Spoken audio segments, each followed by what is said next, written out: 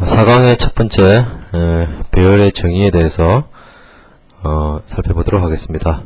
2절에서는 배열의 정의와 가장 기본적인 배열인 1차원 배열에 대해서 상세히 알아보도록 하겠습니다. C++에서의 배열의 정의는 어떻게 되는가? 일단 배열은 정의로 보면 연속된 메모리 공간을 차지하는 같은 타입의 데이터의 집합이다. 여기서 중요한 키포인트는 연속된 메모리 공간을 사용하는 같은 타입의 데이터 집합이라는 게 중요하죠. 그래서 이제 인티저의 배열이라면 인티저가 계속 쭉 연속 저장되는 것을 말하고요.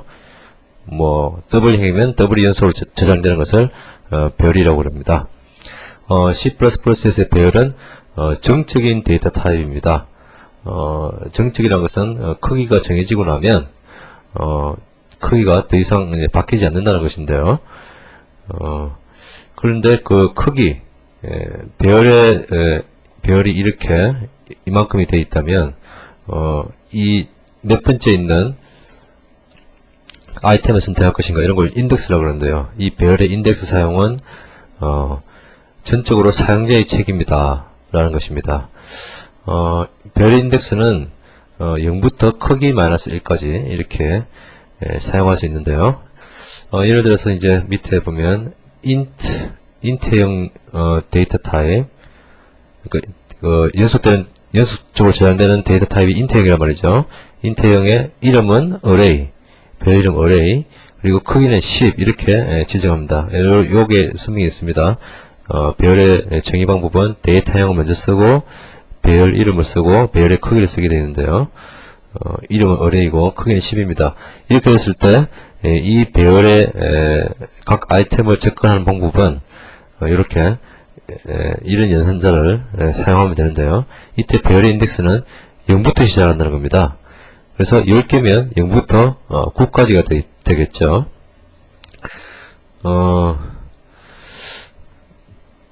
밑에 array2라는 것은 보면 5개짜리 배열인데요. 그럼 당연히 0부터 4까지 인덱스가 제공되겠죠.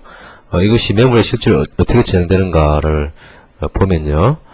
이렇게 어떤 특정한 메모리부터 시작해서 5개의 인트형 데이터가, 인트는 4바이트니까요. 총 20바이트의 데이터 연속적으로 할당이 되고 이 array2라는 것이 배열의 이름인데요. 이 배열의 이름은 시작하는 요 주소를 가리키고 있다는 것입니다. 요게 이제 배열이 실제로 메모리에 저장된 모양입니다. 이와 같은 두 번째 문장 같은 방법을 해서 이런 브레이스를 써주고 데이터를 직접 입력할 수도 있습니다. 이런 경우는 정의와 동시에, 배열을 정의와 동시에 초기화하는 것이죠. 위와 같은 이 같은 방법으로 하면 메모리만 할당을 하고 실제 그 안에 있는 메모리 내용은 초기화되지 않은 상태로 있게 됩니다. 중요한 것은 배열 자체는 크기 정보가 없습니다. 배열 자체에 크기 정보가 없는데요. 쉽게 말해서 array라고 이제 10개라고 잡은 것은, 이렇게 써준 것은 이렇게 40바이트, 인트형이 4바이트니까요. 10개, 40바이트의 메모리를 할당을 해라. 이런 의미지, 그 뒤에 array의 사용에 대해서는, 전적으로, 사용자 책임입니다. 예를 들어서, 10개까지, 즉, 0부터 9까지의 인덱스, 10개가 이렇게 있을 텐데요. array, 내가 10이라고 치면 이 밖에 쪽을 가리키게 되죠. 20이라고 치면, 혹은 마이너스, array 마이너스 이렇게 치면 앞쪽을 가리키는데요. 이렇게 써줘도 컴파일 같은 에러가 나지 않습니다. 즉 배열 자체에 크기 정보가 없기 때문에 이 배열 자체가 배열이 크기가 원래 얼마 있는지는 컴파일러도 모른다는 것이죠. 컴파일러 때는 에러가 안 나지만 이렇게 할당되지 않은 바깥쪽의 메모리를 액세스하게 되면 실행할 때 런타임에 에러가 발생하게 되죠. 이런 것이 있기 때문에 배열의 사용에서 굉장히 주의를 해야 됩니다. 두 번째는 이제 배열과 포인트의 관계에 대해서 살펴보겠습니다. 배열과 포인트는 상당히 이제 유사한 면도 있고 헷갈리는 면도 있는데, 일단 이때 이 배열이라고 하는 것은 배열의 이름을 의미하는데요. 이 배열의 이름은 배열이 저장된 메모리의 선두를 가리키는 상수 포인트다 라고 정의가 됩니다. 예를 들어서 이제 아까 이렇게 array 5는 1, 2, 3, 4 이렇게 초기화를 해서 배열을 할당했는데요. 이때 메모리에 이렇게 저장이 되겠죠. 이때 이 array라는 이 배열의 이름이 가리키는 게 무엇이냐, 이 메모리의 선두를 가리킨다 이거죠. 그러나 이 array는 상수입니다. 즉 이게 가리키는 것 자체가 다른 쪽을 가리킬 수는 없다는 얘기죠.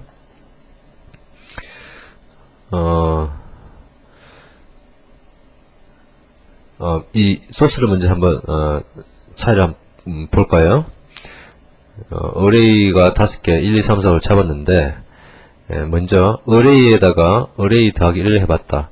array가 만약에 이 배열의 이름이 만약에 포인트라면 뭐 더하기 1을 하면 저번에 배웠지만 얘를 가리키던 게 더하기 1을 하면 얘를 가리키도록, 즉 얘를 가리키도록 바뀌어야 되겠죠. 그런데 array라는 배열의 이름은 상수입니다. 상수 포인터이기 때문에 변경이 불가하다. 이거는 에러가 나게 됩니다. 컴파일할 때 에러가 발생하고요. 그래서 이 문장은 틀린 문장이 되겠죠. 두 번째 보면 array 안에 있는 값을 읽어오는 방법을 이제 표시한 겁니다. array에 3 이렇게 주면 실제로 어디죠? 0, 1, 2, 3이니까 4라는 값이 v1에 실리게 되고요. 이런 표현은 array 더하기 3의 디레퍼런스 한 것과 같다. 즉 array가 포인트다. 즉 상수 속성을 가지는 포인트라고 생각하면 array에다가 3을 더하면 어디죠? array에다가 하나, 둘, 셋, 즉 이곳 이 4를 가리키는 이 더하기 3은 이 4를 가리키게 되죠. 이것을 디레퍼런스 내용을 읽어오게 되면 뭐가 됩니까? 역시 4가 되죠. 그래서 이 array의 인덱스 연산자는, 즉 array에 n이라고 쓰면 어떻게 됩니까? array 더하기 n의 디레퍼런스 한 거와 같습니다 라는 게 굉장히 중요한 내용입니다. 이 부분은 꼭 알아두시기 바라고요.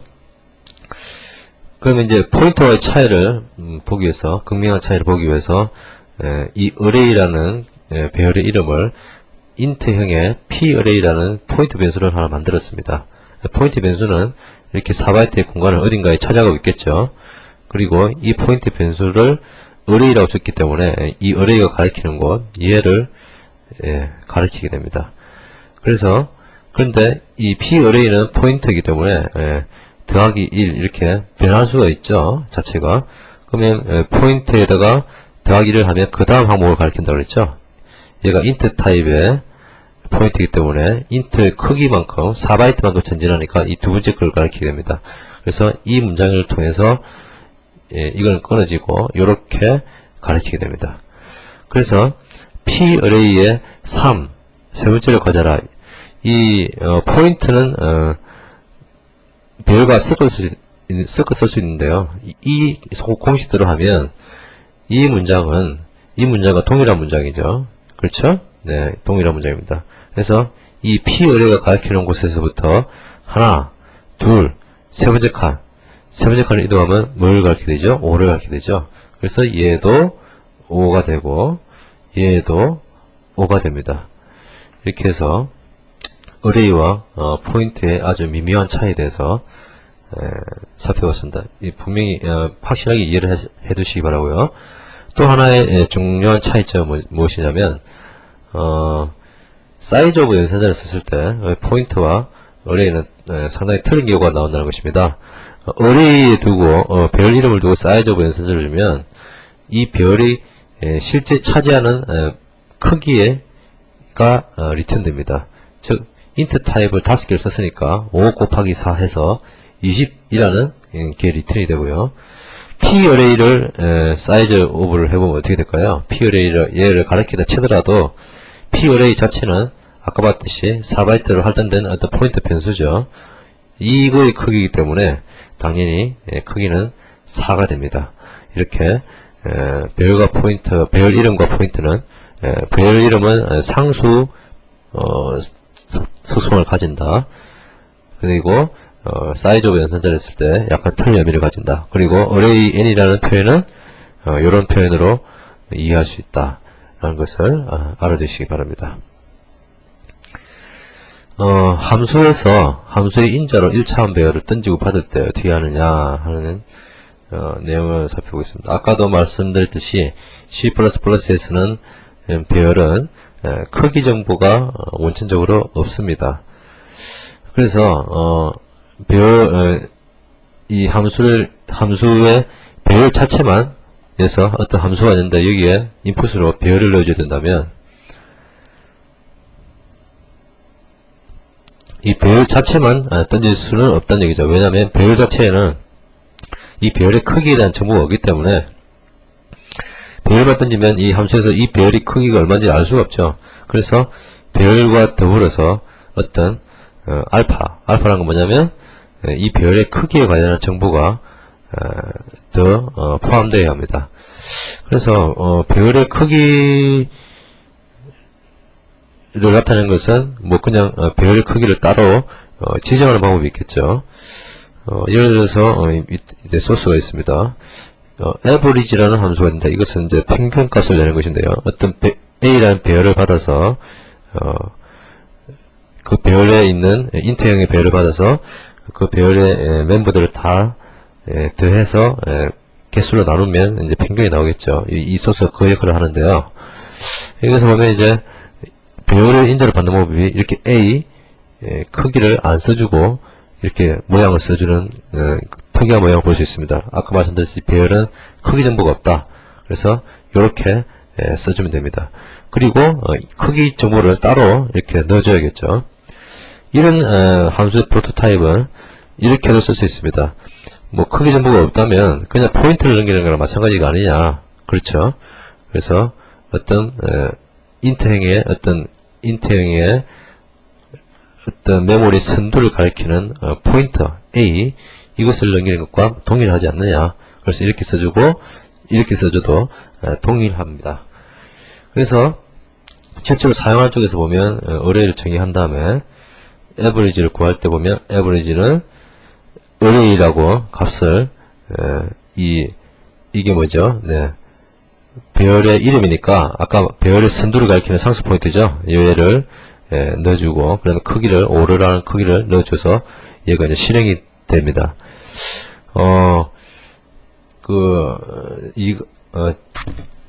3강에서 스트링에 대해서 C++의 스트링에 대해서 상세히 살펴봤는데 스트링이나 C++에서 네이티브하게 지원하는 스트링이라는 것은 캐릭터 타입에 연속된 저장된 것이죠. 연속되게 저장된 것이죠. 그래서 캐릭터 타입의 array라고 볼 수 있는데요. 캐릭터 타입의 이 C++ 스트링에서 이 크기 정보는 배열이기 때문에 없겠죠. 그러면 이런 스트링은 그냥 크기 없이 그냥 함수 인자를 던지고 막 이렇게 받고 이렇게 하는데요. 그러면 그 크기를 어떻게 알 수 있느냐? 이 크기 알 수 있는 방법은 끝에 늘 값을 넣어주는 방법이 있죠. 이렇게 해서 내가 이 크기를 배열의 크기를 알 수는 없지만 바로 알 수는 없지만 처음부터 카운팅을 해가서 끝을 찾을 수 있다면 이런 식으로 해서 배열을 구성해도 무방하다는 얘기죠. 그래서 C++ 배열이 크기 정보가 자체적으로 없기 때문에 그 크기를 따로 지정하든지 아니면 배열 내용 자체에 끝에 특정 값을 넣어서 그 배열의 크기를 제한을 하든지 이런 두 가지 방법으로 배열을 사용할 수 있다는 것입니다.